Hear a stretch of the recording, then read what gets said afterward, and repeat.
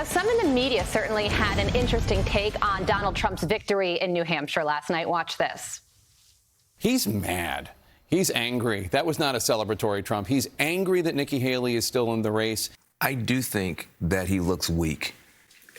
Basically, there's a woman that says, I want to get you, I want to debate with you, and he looks weak running from one person. Nikki Haley beat Donald Trump among independents by something like 40 percentage points. That is not a good sign for a former president of the United States. This is a very bad night for Donald Trump, looking at the pattern. And Nikki Haley's campaign running with some of the same attacks, calling Trump's New Hampshire win incredibly weak for an incumbent and asking why is he so angry. Beverly Hallberg is the president of District Media Group and a fellow at the Independent Women's Forum. And she joins me now. Beverly, good morning to you. Good morning. Donald Trump's speech, the tone of it was different from Iowa to New Hampshire. So what do you think about that and the media coverage of it as well?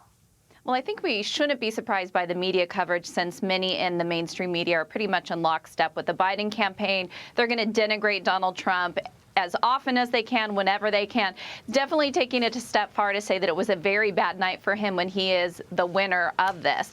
But I do understand some of the tactics that Nikki Haley is taking. If she's staying in this race, she has to show some type of message that his win wasn't as strong. She's going to go to her home state. And here's where she's going to have some issues is polling is still showing that Donald Trump has a very strong lead in South Carolina. I'm a South Carolinian resident, and I can say I see a lot of Trump signs, have seen very little Nikki signs where I live. So we're going to have to see how that goes. But I don't think Donald Trump is going to be this conciliatory person and candidate. I think Trump is who Trump is. There is no love lost between him and Nikki Haley. And I think it's going to definitely be a slugfest with their words moving forward. Well, you are looking ahead to South Carolina, and Politico is looking towards the future as well. They have an op-ed that says Donald Trump has a big problem ahead. Uh-oh. They write Donald Trump has a problem no matter what happens in the New Hampshire on Tuesday night. There's a whole swath of Republican electorate and a good chunk of independents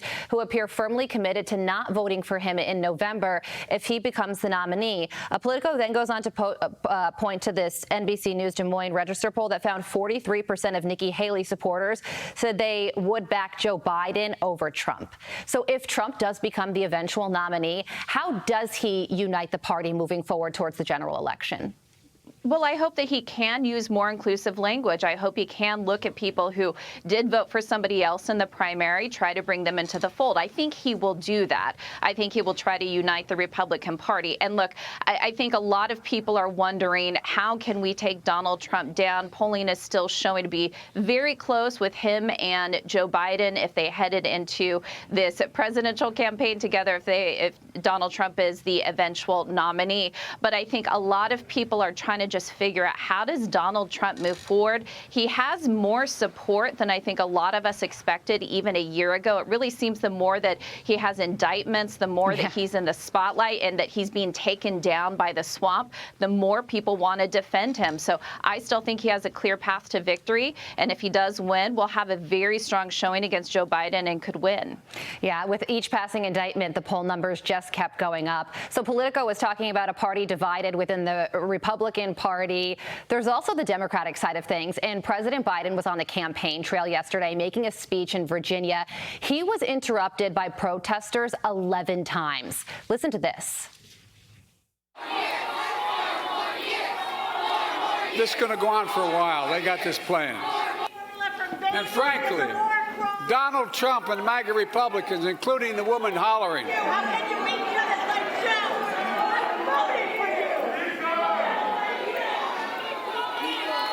and frankly, yeah, so the problem with that, Beverly, is that didn't seem like a MAGA Republican. It was somebody that was protesting his Israel policy. There is real concern among Democrats and within the Biden campaign that his stance on Israel is going to turn people off, especially in swing states like Michigan with a high Muslim population. So where do you see this going? Well, I think, first of all, one of the things that Joe Biden needs to make sure he understands is that hecklers that he has along the way that are pro-Palestinian, anti-Israel are not pro MAGA Republicans. So he needs to figure that out because the heckling is going to continue.